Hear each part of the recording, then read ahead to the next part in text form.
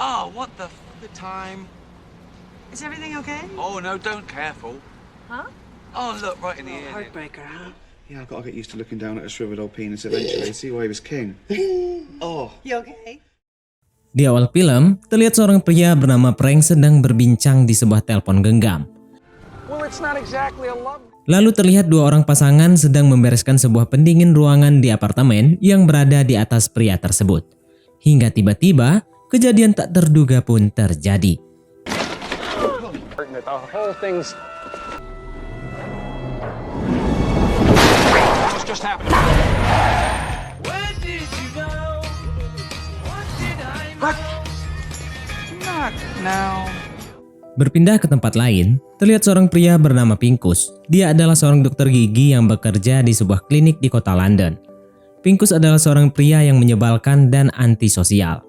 Selesai mengobati pasien, Pinkus diajak rekannya yang bernama Prasar untuk merayakan kelahiran anak mereka di lobi klinik. Tapi Pinkus menolak dan tak lama kemudian menyelinap pulang menuju ke apartemennya. No, really. See, that's like too long time to get something, you know? Di rumah, Pinkus merasakan sakit perut. Kemudian dia ke rumah sakit untuk memeriksakan penyakitnya itu. Ternyata, di sana dokter menyarankan Pinkus untuk segera dioperasi. Keesokan harinya saat akan pulang, Pinkus bertanya pada seorang suster tentang keramaian di ruangannya tadi malam. Tapi suster mengatakan dia tidak mengetahui apa-apa tentang hal tersebut. Di luar rumah sakit, Pinkus melihat beberapa orang perawat sedang merokok santuy di sana. Lalu dia pun menggerutu tentang kejadian tersebut. Kemudian dia berbicara pada seorang perawat di sampingnya. Entah kenapa, perawat tersebut terlihat kaget saat Pinkus berbicara padanya. Are you speaking to me? Yeah, but I was... Kemudian Pinkus pun berlalu. Di belakang, terlihat perawat tersebut mengikutinya. Dan saat menyeberang, Pinkus hampir menabrak dua orang pejalan kaki. Lalu perawat dan kedua orang itu juga mengikutinya. Tiba-tiba, seorang pria memanggilnya dan ketika Pinkus menoleh, Look out! Oh! You can see me, huh? melihat kejadian itu, Pinkus keheranan dan berlari menjauhi orang-orang yang mengikutinya, lalu melapor pada seorang petugas. Officer, there's loads of weirdos. I want to talk to you. Hey, don't be scared. I'm a cop. Pinkus terus berlari dan bersembunyi dari mereka.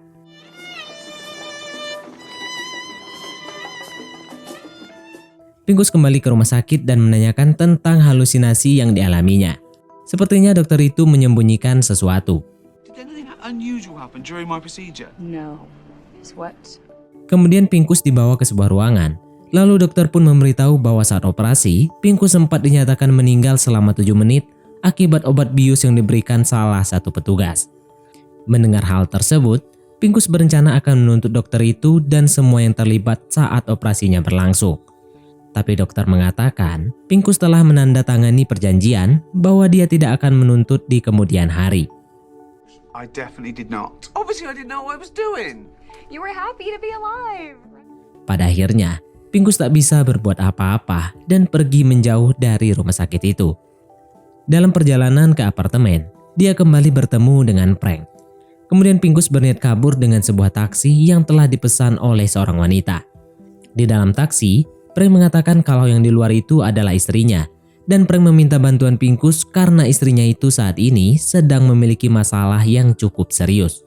Akhirnya mereka pun pergi ke sebuah bar, dan Frank mengatakan agar Pinkus membiasakan diri karena para hantu pasti akan selalu mengejarnya. Karena para hantu tersebut ingin meminta tolong agar permasalahan mereka dengan dunia dapat terselesaikan dan tidak bergentayangan lagi. Kemudian seorang hantu parubaya menyelah dan menceritakan masalahnya. Pinkus yang kesal dengan permasalahan dan cerita mereka, lalu pergi menuju apartemennya. Kemudian Frank menghampirinya dan mengatakan bahwa istrinya akan menikahi seorang pengacara brengsek dan dia meminta tolong Pinkus agar istrinya tidak menikahi pria tersebut. Just go to hell. Ketika sedang tidur, Pinkus dikagetkan dengan banyaknya hantu yang berkumpul hingga membuatnya terkejut dan terbangun. especially. Well, she won't wear a helmet because of me, but that's My not. letter went under the carpet. He lost something important. Pinkus lalu pergi meninggalkan mereka. Tapi para hantu terus membuntutinya walaupun Pinkus sudah meminta mereka untuk pergi dan membiarkannya. Di luar, Frank lagi-lagi menghampiri Pinkus, kemudian berkata jika Pinkus membantunya, maka hantu yang lain tidak akan mengikutinya lagi. Dan akhirnya, mereka pun bersepakat. Look, you do this one thing for me, you'll never see any of us ever again, okay? Problem solved. Scene berpindah. Keesokan harinya, Pinkus dan Frank berada di sebuah gedung tempat istrinya Frank yang bernama Gwen sedang mengadakan seminar. Di sana, Frank meyakinkan Pinkus agar dapat membatalkan pernikahan istrinya tersebut. Kemudian Pinkus yang sepertinya terlihat tertarik kepada Gwen mengatakan kalau dia akan mendekatinya agar Gwen merasa ragu untuk menikahi pengacara itu. Oh my word, you mean you. Oh, I'm so... Hey! Akhirnya Pinkus mulai mendekati Gwen dan mengajukan pertanyaan-pertanyaan konyol yang membuat Gwen merasa tidak nyaman. Dan percobaan itu pun gagal. Shoes. You fine. Kemudian Frank mengatakan bahwa Pinkus memiliki masalah dalam bergaul dengan orang-orang. Tapi Pinkus dengan percaya diri menyangkalnya. Keesokan hari ketika akan berangkat bekerja, secara tak sengaja mereka bertemu di sebuah lift. Don't be silly. Get in here. Pinkus dengan percaya diri senyum-senyum bagong ingin mencoba kembali mendekati Gwen. Lalu Frank mati-matian melarangnya karena dia merasa ini bukanlah waktu yang tepat. Tapi Pinkus mengabaikannya dan langsung menyapa, kemudian menganalisa gigi Firaun yang kemarin Gwen presentasikan. Tak diduga, ternyata cara itu berhasil dan mereka berjanji akan bertemu pada hari Kamis untuk meneliti mumi yang kemarin dipresentasikan itu. Oh, for the love of God! 4 o'clock Thursday seems totally free, so... Pada saat di lab, Gwen menjelaskan tentang mumi yang mereka temukan. Sementara Pinkus terus memperhatikan Gwen tanpa terlalu menyimak apa yang dia katakan. Lalu Gwen mengajaknya melihat kelamin si mumi tersebut. Down at a shriveled old penis eventually, see why he was king. Oh. You okay? Kemudian mereka kembali menuju mumi dan Gwen melihat merek baju yang masih terpasang di baju Pinkus. Saat beristirahat di taman, seorang hantu tiba-tiba menghampiri Pinkus dan mengganggu konsentrasinya. I need you to clip a guy for me. Can you tell what it is? Saat Gwen akan pulang, seorang hantu telanjang juga datang menghampiri Pinkus. Is everything okay? Oh no, don't careful. Kemudian seorang pria juga datang ke arah mereka. Ternyata pria itu adalah tunangan Gwen yang bernama Richard. Lalu mereka mengajak Pinkus untuk makan malam bersama di apartemennya. Doctor? Yes, love to. She's really cute. Scene berpindah ke apartemen Gwen.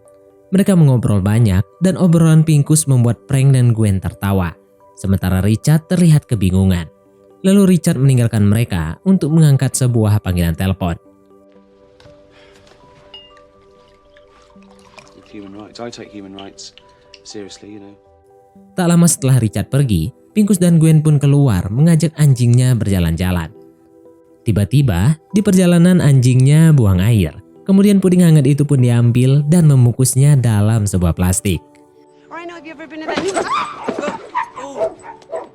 Saat dalam perjalanan pulang, di lift, Gwen mengatakan bahwa dia mendapatkan tawaran pekerjaan di luar negeri. Akan tetapi, dia belum mengambil keputusannya karena masih mempertimbangkan hubungannya dengan Richard. Di rumah, Pinkus mengatakan pada Frank bahwa dia tidak ingin lagi mencampuri hubungan Gwen dan tunangannya. Karena menurutnya, Richard adalah orang yang baik. Tapi Frank tetap ngotot karena menurutnya jika Richard adalah orang yang baik, kenapa dirinya masih bergentayangan. Kemudian Frank pergi dari sana dan termenung di sebuah bar memikirkan apa alasan yang membuatnya masih berada di dunia. Di klinik, Pinkus menangani seorang pasien yang tak mau diam dan selalu berbicara. Kemudian dia memasangkan penyumbat di mulut wanita tersebut agar tak mendengar celotehannya. Saat keluar, Pinkus melihat para hantu sudah menunggunya di lobi klinik. Kemudian dia bergegas kabur dari sana untuk mengecoh mereka. Saat kembali ke klinik, Pinkus mendapatkan seorang pasien lagi. Dan ternyata itu adalah Richard. Tak membuang kesempatan untuk bertanya lebih banyak tentang hubungannya dengan Gwen. Kemudian Pincus memasangkan dinitrogen dioksida dalam jumlah yang cukup besar agar Richard mabuk dan bercerita banyak hal padanya. Some people laugh, some people get sleepy. They'll talk. Saat pulang, Pincus memberitahu Frank bahwa pernikahan antara Gwen dan Richard sudah dibatalkan karena Gwen merasa tidak yakin dengan pernikahan itu dan berniat pergi bekerja ke Mesir. Kemudian Pincus menyuruh Frank untuk menjauhinya karena sesuai kesepakatan, pernikahan istrinya dengan Richard sudah dibatalkan. But why am I still here? Saat akan pulang, 3 orang hantu karyawan konstruksi menghampiri Pincus. Mereka meminta pertolongan untuk mengatakan pada operator mesin di tempatnya bekerja bahwa kematian mereka bukanlah karena kesalahannya, melainkan kebocoran hidrolik yang terjadi secara alami. Tapi lagi-lagi, Pincus mengabaikan mereka dan berlalu pergi. Keesokan harinya, Pincus menemui Gwen dan akan memberikan gantungan kunci sebagai hadiah perpisahan. Gwen sangat senang, akan tetapi secara tidak sengaja, Pincus mengatakan beberapa pilihan yang tadinya akan dia berikan pada Gwen. Dan hadiah yang disebutkan tersebut adalah hadiah yang biasa diberikan Frank pada Gwen.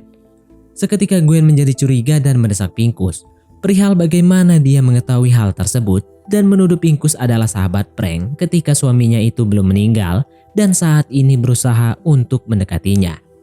Pincus membantah dan akhirnya bercerita terus terang bahwa arwah Frank bersamanya. Dan dia yang memberitahu semua itu kepada Pincus. Gwen tidak percaya dan dia ingin membuktikan bahwa hal tersebut benar dengan bertanya mimpi apa yang paling ditakuti Frank. Akan tetapi, Frank dengan sengaja mengatakan mimpi yang salah pada Pincus sehingga membuat Gwen marah dan pergi meninggalkannya. Ternyata Frank melakukan hal tersebut karena tak ingin istrinya mendapatkan pria yang sama seperti dirinya, yaitu pria yang egois dan hanya memikirkan dirinya sendiri. See you around, dentist. Kemudian Pincus merenungi dirinya hingga malam tiba di taman itu. Tiba-tiba, hantu wanita tua kembali menghampirinya meminta tolong untuk menyampaikan surat yang terselip di bawah karpet. Karena akibat surat itu tidak sampai, anaknya kini bermusuhan dengan saudaranya perihal kalung yang ia tinggalkan. Dan di dalam surat itu menjelaskan segalanya. Lalu pria lain juga muncul meminta Pincus untuk mengembalikan boneka kesayangan anaknya yang terselip. Karena tanpa boneka itu, anaknya selalu menangis hingga tertidur di malam hari.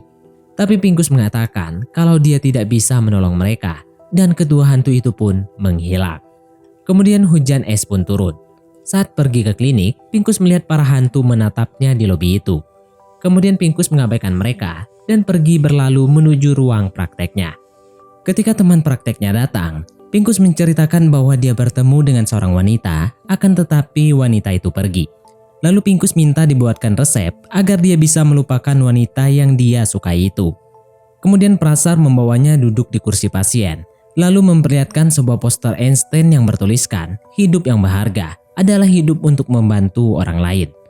Kemudian Prasar mengatakan, "Berhentilah menjadi orang yang menyebalkan dan tidak peduli dengan orang di sekitarmu." Setelah itu, Pincus keluar dan menemui para hantu yang menunggunya. Kemudian Pincus membantu urusan duniawi mereka satu persatu.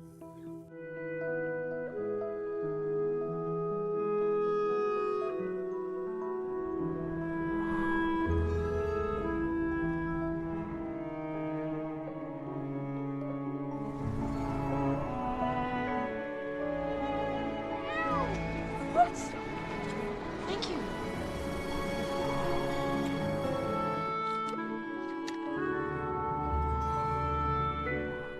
Kemudian Pincus menemui Gwen, berusaha menjelaskan bahwa dia tidak berbohong.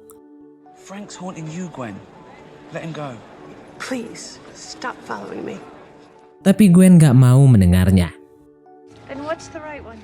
Tapi tiba-tiba Pincus pun tertabrak dan menjadi hantu. Sorry, kiddo.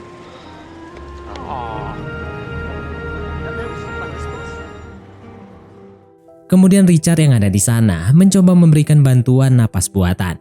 Gwen pun menangisi keadaan Pincus. Kemudian Frank memberitahukan mimpinya pada Pincus. Lalu Frank pun akhirnya selesai dengan urusan dunianya setelah melihat Gwen sudah menemukan cinta sejatinya yang baru. How's it for you now? Berpindah ke rumah sakit, Pincus tersadar dan ternyata belum meninggal. Ketika ia menanyakan keberadaan Gwen, dokter mengatakan tidak ada yang bisa menjenguknya di rumah sakit itu jika tidak ada hubungan kekerabatan. Kemudian scene berpindah saat Pincus sudah mulai bekerja kembali.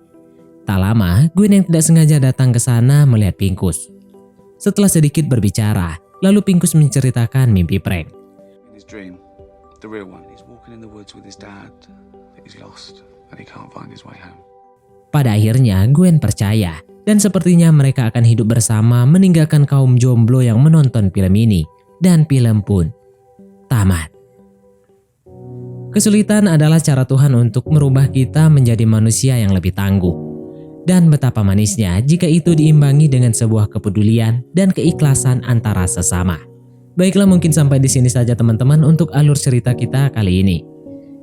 Terima kasih buat teman-teman yang telah mengikuti alur cerita film ini sampai selesai. Sekian dari Mimin, sampai jumpa di konten berikutnya.